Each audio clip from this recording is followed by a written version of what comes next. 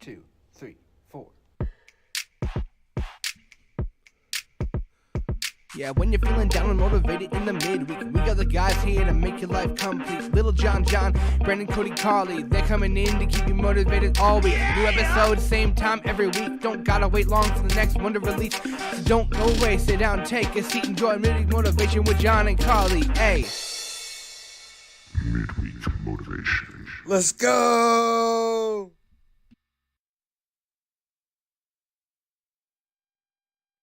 One, two.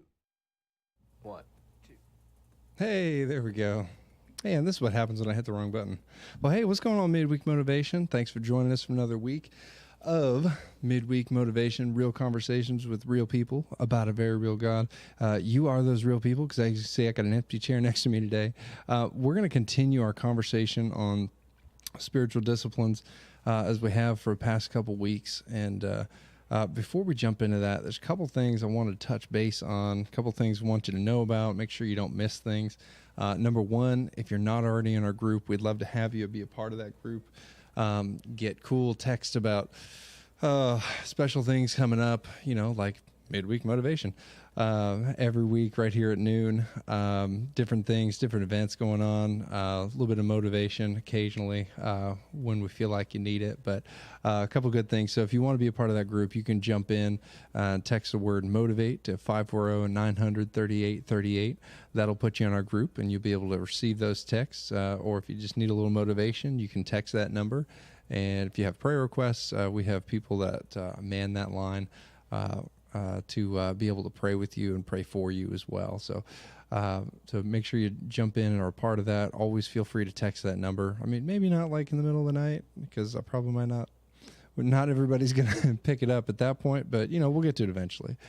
But want to welcome you here. If you're already on, and if you're listening and you haven't shared this yet, go ahead and share this with somebody. Just hit that share button. If you're on Facebook or if you're on YouTube, share this with somebody.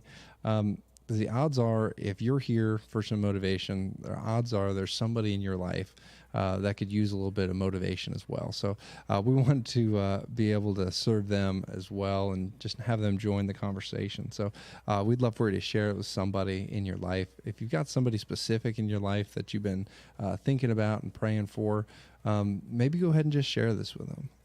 Or just shoot them a text maybe right now. Just say, hey, I'm thinking about you. I'm praying for you. Why don't you join me watching Midweek Motivation, or maybe they'll watch it later. Or just maybe just letting them know that you're praying for them would be enough. But we're glad that you're joining us. We got Benny and Michelle joining us. Always Benny and Michelle. Without fail, you guys must have like an alert set up in your little home office there.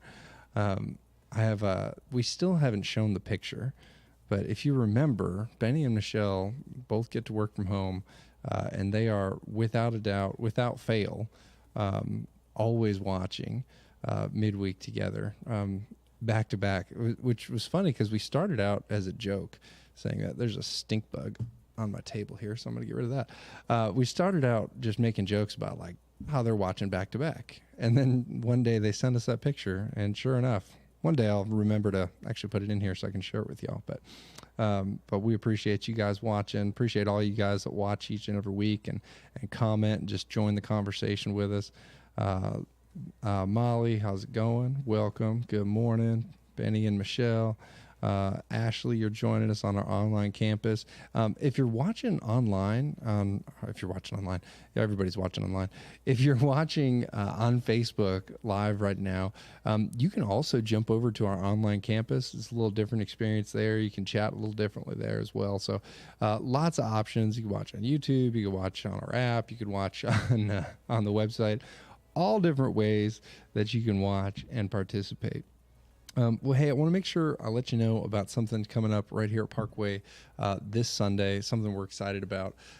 One of the things that one of our core values is helping people discover their purpose, right? So if you're a follower of Jesus, you have a purpose. You have a specific way that you're wired, hey, thanks, Molly, for sharing that. That's fantastic. You have a specific way that you're wired to serve in the church, right? And contrary to popular belief, not everybody is wired to serve in the nursery. Not everybody is wired to serve in kids ministry, and that's okay. I'll tell you right now, I am not a human being that is wired to serve in the nursery or serve with children. Just because I have a bunch of them doesn't mean I'm wired to serve with them, okay? I'm definitely the person you don't want serving with the kids, because we would have fun, but they might not all, leave in one piece or alive or, all there. Okay. So that's why I don't serve in our kids ministry. I love our kids. I support our kids ministry workers, but man, that is just not how I'm wired. But we want to help you discover your purpose. That's one of our core values. One of the best ways that you can do that is coming up this Sunday for Discover Your Purpose Sunday. Join us in person, join us online at 9:30 or 9. I know what time our services are, at 9 and 10:30, either online or in person. If you're here in Roanoke, you'll be able to hear a little bit from Pastor Dustin about what it is to discover your purpose, right? So we're going to touch on it a little bit, and then you'll have an opportunity following the service to visit some different tables and learn a little bit more about some of the different ministry opportunities that exist at Parkway and whether or not they're a good fit for you, right? So one of the greatest things that I think we do here, I think something we do really well. I say we, and I'm not involved in it at all, right? Our team does a great job of helping people find how they're wired and help plugging them in into a position, not just to fill a hole and to fill a gap, but to really put you in a position to use your God-given gifts and your talents, right? Where you're wired, not where we need you. Right?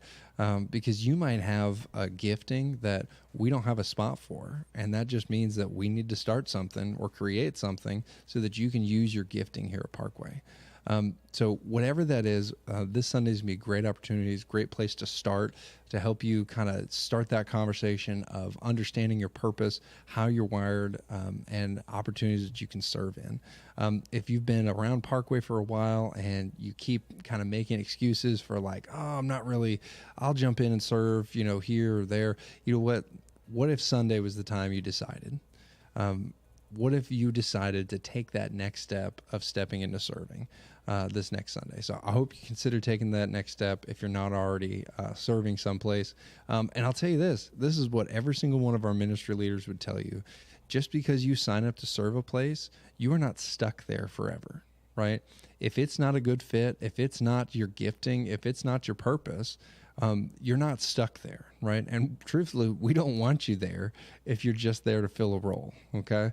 Hopefully that doesn't sound harsh, but we don't want you to just fill a role. We want you to use your God-given gifts in a way that you thrive, that you look forward to, right? I think I can speak for every single one of our ministry leaders when I say that. So if you're a person where you're afraid to jump in because then you feel like you're going to be stuck in it forever, that is not the case. There's not a single person on our ministry team that's going to make you stick to a place where you're not wired to serve. So if you're a person that's making excuses for why you're not going to serve, I just took that one away from you. So I'm so sorry, but no more excuses. Time to jump in and to serve. I'll tell you the other way that you can help discover your purpose, probably the even better way than coming to church this Sunday, is jumping into Equip.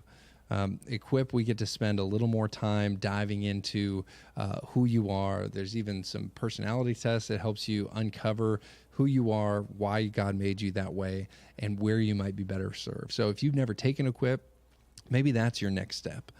There's Equip going on right now. It might be a little too late to jump in now, but we do Equip all the time. So we'd love to get you plugged into that. You can go to parkwayroanoke.com/equip and figure out how to get signed up for that. Or you can email Cassidy at kspencer@parkwayroanoke.com, and she would love to tell you how to get plugged into Equip. So if you haven't already been through Equip, or if it's been a while and you feel like you need to go back through it, get connected and they'll get you plugged in through that.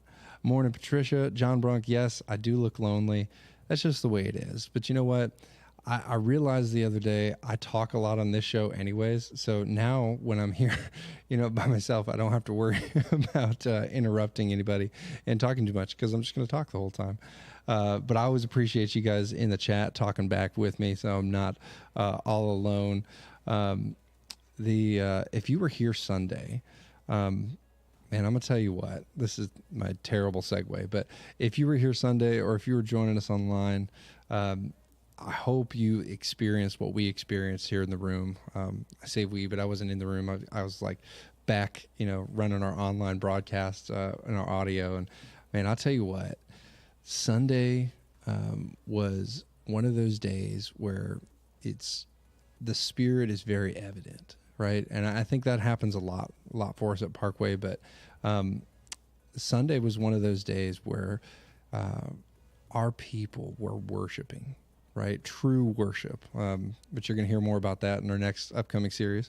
A little plug for our next series about what worship is coming up here soon, next couple weeks. But where true worship was really taking place. And that's what I got to experience on Sunday. And if you were joining us online, I'd love to hear kind of your experience and your thought process of that, and how much you were able to feel that, because I was out of the room, back in a broadcast booth, and I had these headphones on, and man, I was banging on the desk because I can hear the people singing, and you can just feel the Spirit. And people probably thought I was I was probably a little too loud and probably distracting, but man, it was one of those moments where we're singing a song called "The Lord Will Provide," and man, the thought and the feeling of all of God's people confessing and declaring, right, that God is able, God will provide, the amount of confidence, right?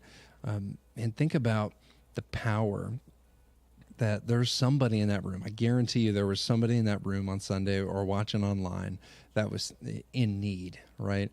And then to hear the people of God all with one voice declaring God is able, that the Lord will provide, and that confidence that he's never let us down. He's always been faithful, that he's going to come through.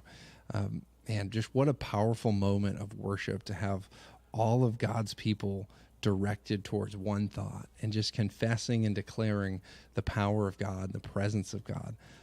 All at once in the same room is a powerful thing, and then all at once together. We had a whole bunch of you joining us online, and I always love, I get to look at the numbers, and I get to see, who was joining us and for how long and all that stuff, and how many people, how many countries we were in all around the world, how many states we were in.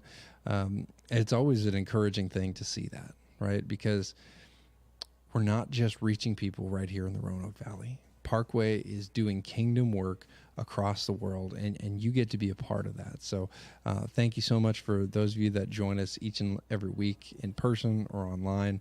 Whatever it is, you are a part of not just a church here at Parkway in Roanoke, but a global church that meets every single Sunday. So appreciate you being a part of that and joining in that.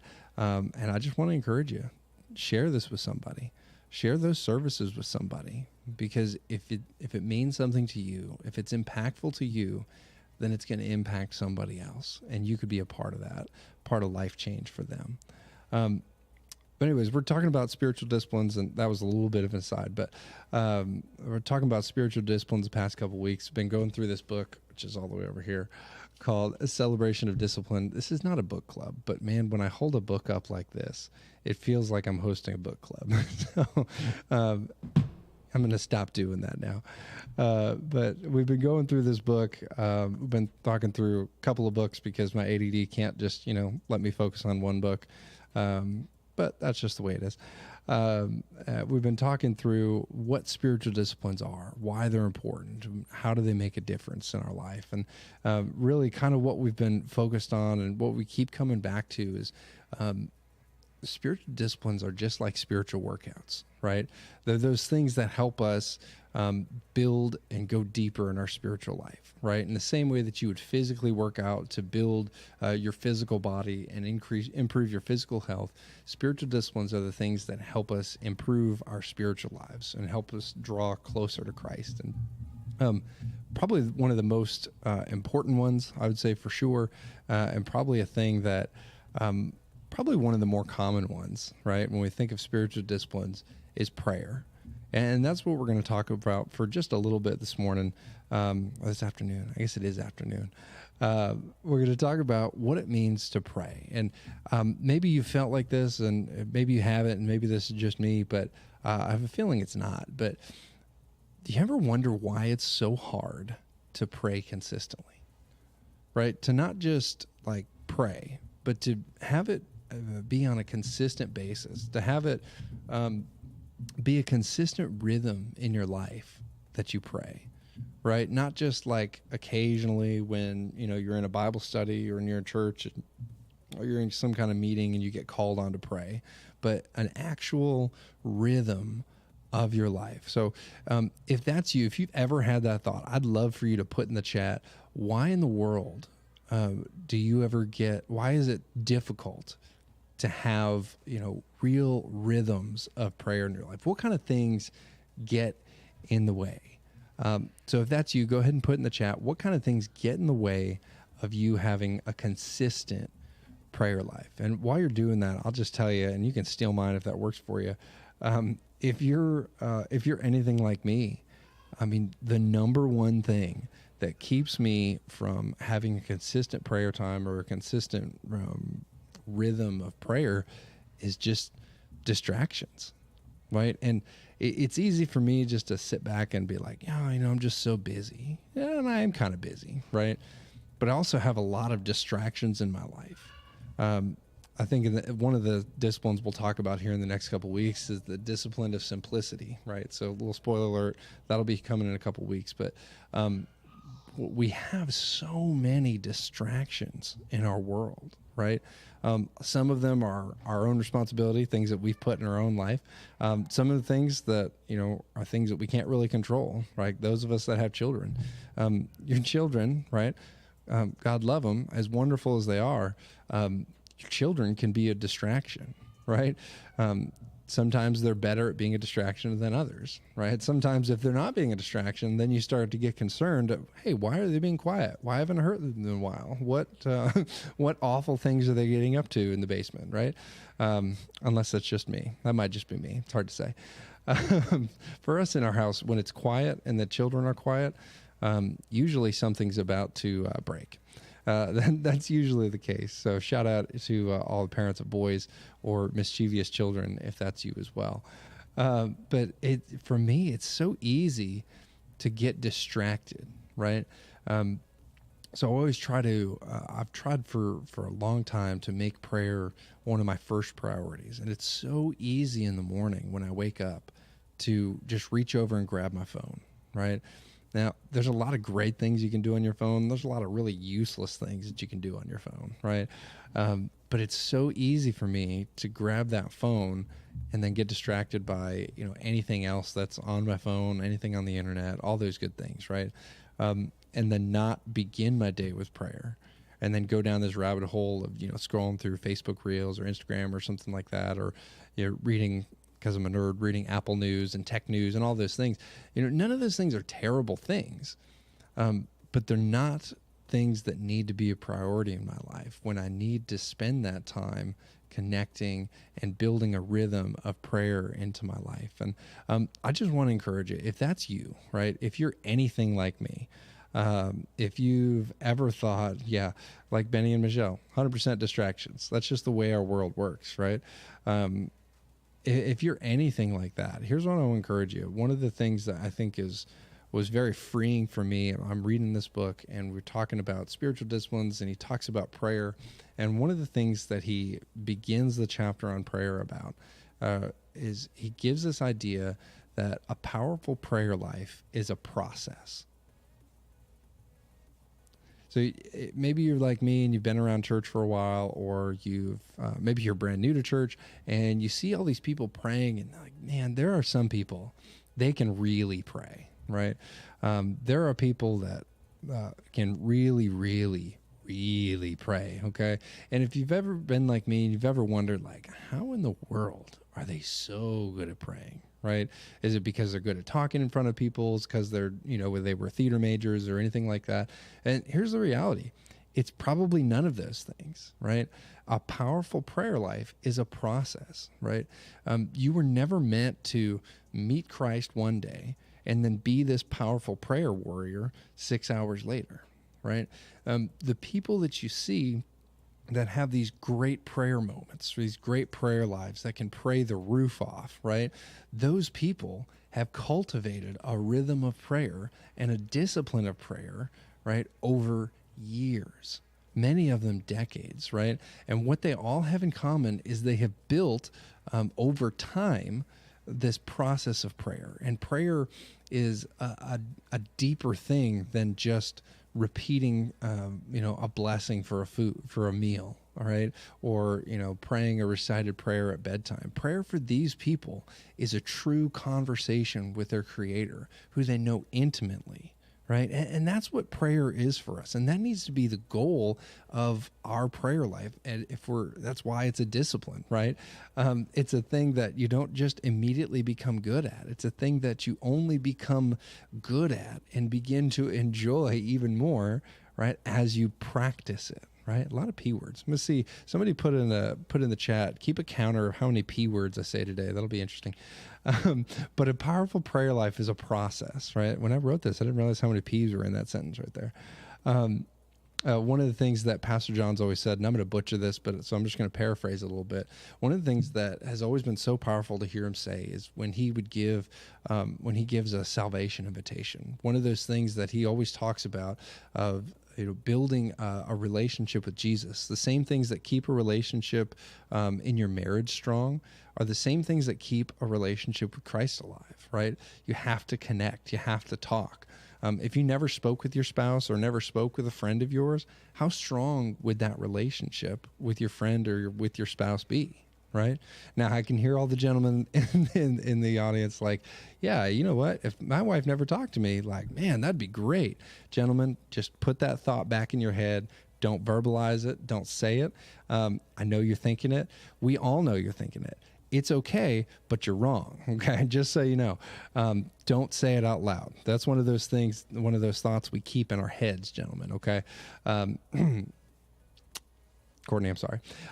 Anyways, the same things that keep a relationship with Jesus alive, or the same things that keep a relationship like a friendship or a marriage alive, are the things that keep a relationship with Jesus strong.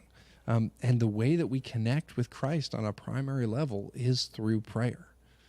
Now, there's two sides of prayer. We don't have time to go through all of it this morning or this afternoon, but so we're going to touch on that a little bit next week. But primarily, we're going to talk about how we connect with God, right?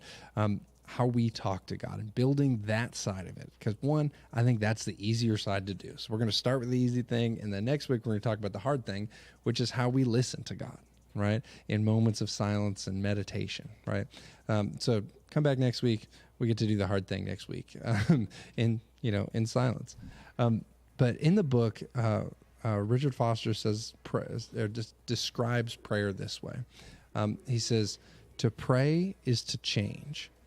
Prayer is the central avenue God uses to transform us. If we are unwilling to change, we will abandon prayer as a noticeable characteristic of our lives.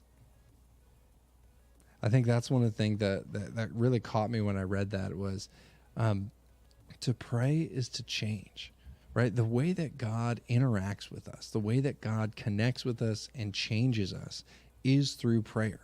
That's the direct line, right? You've got to think about like old school. Anybody watch the 1960s Batman show, right? Batman had that direct line to Commissioner Gordon. That's what prayer is, right? I've never felt more old than just uttering that sentence. But I said it and I'm sticking with it and I'm going to embrace it. But if you know it, then you're old too. Sorry, that's just the way it is. It's a great show.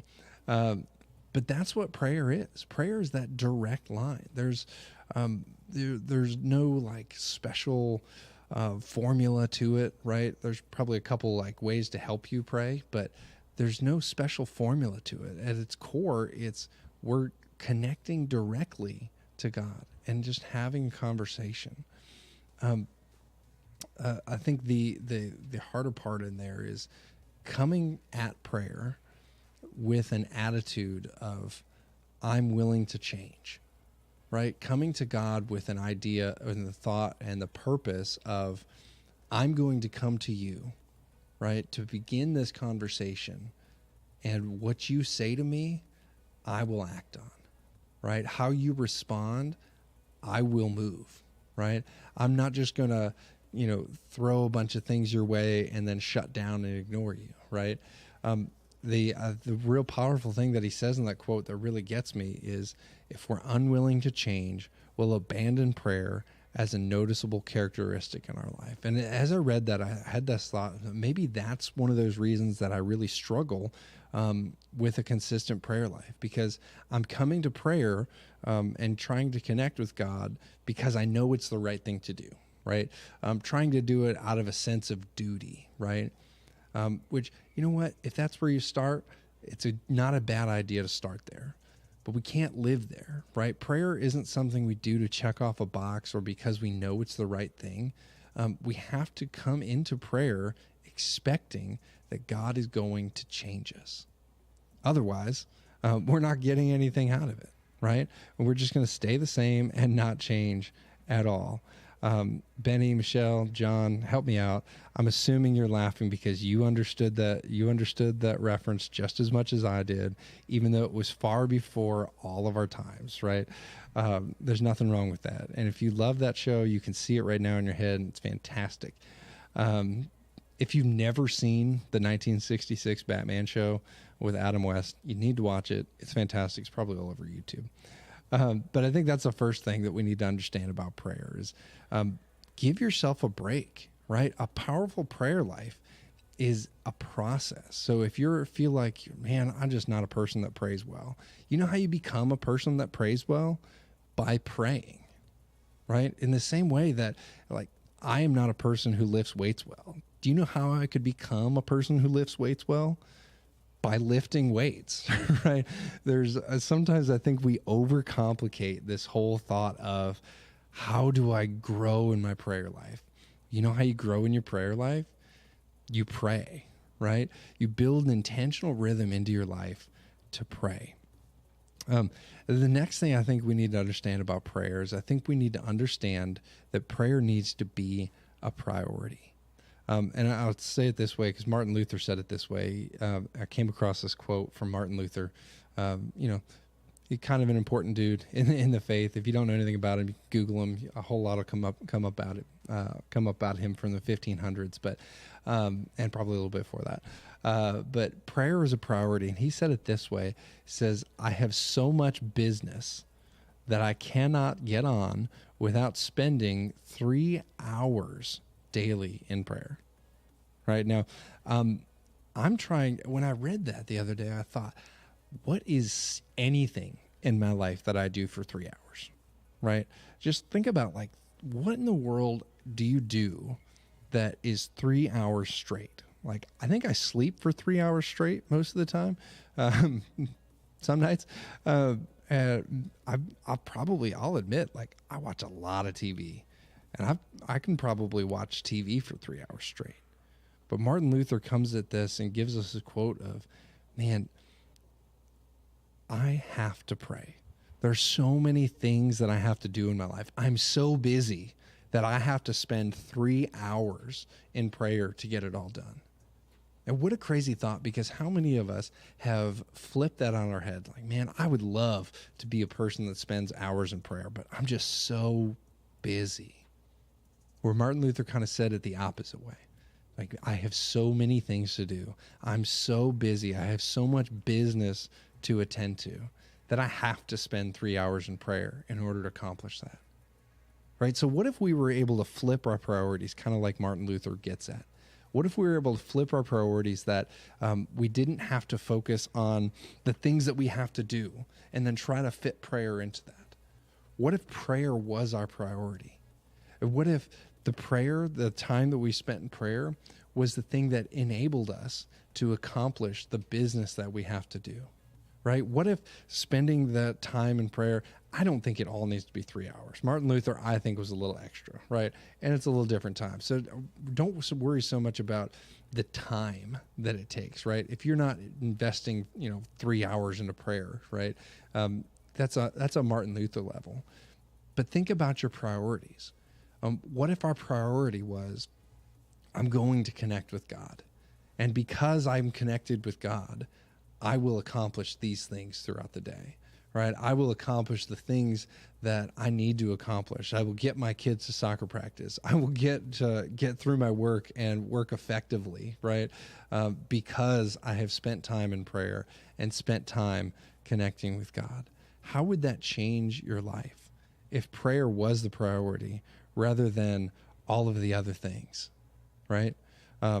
Ashley, you called it out. That's perfect, right? Just like me, kids and taking care of others, right? If you're a parent or if you have people in your life that depend on you, it's so easy to let even those good things get in the way of prayer and taking focused time to actually connect with God. So that's the second thing. I think prayer needs to be a priority. And I think Jesus modeled this for us very well in Mark 1:35. And this is just one example of Jesus getting up to pray. But it says, very early in the morning, while it was still dark, Jesus got up, left the house, and went off to a solitary place where he prayed. Now, it's interesting when you think about that. Okay, yeah, Jesus got up early. Now, this is not news to most of us, right? Any great prayer warrior, most of them will tell you, hey, get up early. That's usually a hallmark, right? Which is unfortunate for those of us that like to sleep in, but it's just the way it is. Get up early before all the other distractions wake up, right? Namely, my 4 children. Get up early, right? Connect with God, commune with God there. Jesus set that example, but if you think about this, think about how horribly inconvenient it would have been for Jesus to do this, right? Now, this is just me kind of imagining, but think about the reality of the time that Jesus lived in, right? We're talking first century, very early in the morning while it was still dark. There's nothing in Scripture that's accidental. So it's early in the morning while it was still dark, right? The sun is not up. Guess what he didn't have? He didn't have a flashlight. Like maybe he had a torch, but he's walking around in the dark, right? Maybe with a torch, maybe not. Maybe he's just kind of going by feel. The other thing, if you think about the context in which he lived in a desert, in an environment like that, I'm not a meteorologist, just things that I've heard. So if I'm wrong, just fact check me. It's okay. But when the sun goes down in the desert, right, which is a place that Jesus lived, it's cold, right? We think about the Middle East being ridiculously hot all the time. Not always the case, right? So when there's no sun, it can get darn cold. So think about that. Jesus is reaching out, living in this area, and building this habit of intentionally getting up and praying. So if it's something that Jesus modeled for us, how much more is it necessary for us? I want to close kind of with this is wherever it is for you, wherever you're at in prayer, one, prayer has to be a priority, right? And then second, you have to pray. With a purpose. We have to pray for that process of understanding and becoming more like Christ, allowing Christ to change us. And I kind of want to close it this way. I want you to just meditate on this and just carry this thought throughout the day with you is how can you create space for prayer? That's the same question we've been asking the whole time, this whole series we've been going through. How in the world can you create space for prayer? Right now, that can mean a lot of different things for a lot of different people. Everybody's going to have a little bit different rhythm. So whatever that is for you, I'm going to encourage you to start here, right? Number one, this is just going to be real practical, and this is probably too practical to sound even good. So it's okay if it sounds terrible, if it sounds too simple, okay? Here's where you start. You start praying. Yeah, I know how simple that sounds. You just start praying, right? It doesn't have to sound eloquent, doesn't have to sound smart. And you know what? If you're just praying in a room by yourself or even inside your head, guess what? Nobody else hears you except God and you, right? So don't judge yourself. Give yourself a break. If you don't sound like this amazing prayer, that's okay. Prayer is a process. And as you pray and you allow God to change you, you're going to start to sound more like a person who prays. It's amazing how that works. Second, here's another way you can start. If you don't know what to say, just pray the scriptures. There's one, the beauty of having the scriptures in front of you, the beauty of having the internet, right? Yeah, John, I know the camera's on the fridge. That's something like, that's just a thing that happens. It's okay. How great would it be, if you didn't know what to say and you just started praying through the Psalms, right? If you go into Matthew chapter 6, we have the Lord's Prayer there that Jesus lays out an example. Pray that. Whatever it is, pray the scriptures. So many of the Psalms are written as prayers. And just allow those prayers, as you pray them earnestly, to begin to change you and make a difference in your life. So the next thing I would encourage you to try, all right, if you're a person that's like, I still have no idea where to start, here's the most practical thing I can tell you to do. Every single one of you, every single one of us has a phone that tends to run our life. So what if we let it run our life in a positive way? What if you downloaded this great app put out by Church of the Highlands? It's called the Pray First app. It's this great app. It's got a bunch of guided prayers in it. It's got a whole bunch of opportunities. You can write your own prayers. It gives you some things to pray for, a little bit of structure to help you in your prayer. If you're a type A person, a little bit of structure goes a long way, right? And I'll give you a little example, something that I've done in the past that's really helped me to cultivate a rhythm of prayer, is to set reminders on your phone to pray throughout the day, right? In the same way that Benny and Michelle are so cool that they have a reminder and an alarm set, I'm assuming on their phones, to turn on Midweek Motivation every week at noon. You could take that same step and set reminders to remind you to pray, right? If that's every hour on the hour, every 30 minutes, right? Every, 3 hours, whatever it is, whatever works for you, set some of those reminders on your phone. Use that technology for good, right? Not just as a distraction. But whatever it is, here's the key. Here's how we start. You start by praying. That's how you improve and build a more positive, powerful prayer life, is you start. Doesn't have to sound eloquent, doesn't have to be amazing. No one else even has to hear it. But just start praying and see if it doesn't make a difference for you. Well, wherever you're at, I hope this is beneficial for you. I hope this has made a difference. Hopefully something that we shared today or somebody commented has been impactful for you. I'd love for you just to meditate on that question of how can I build a discipline of prayer into my life. Just think about that as you go throughout your day. And I believe if you do that, I think God's going to bring really simple ways to your mind. And you know what? Just because they're simple doesn't mean they didn't come from God, right? A lot of simple things are things that are going to make a difference.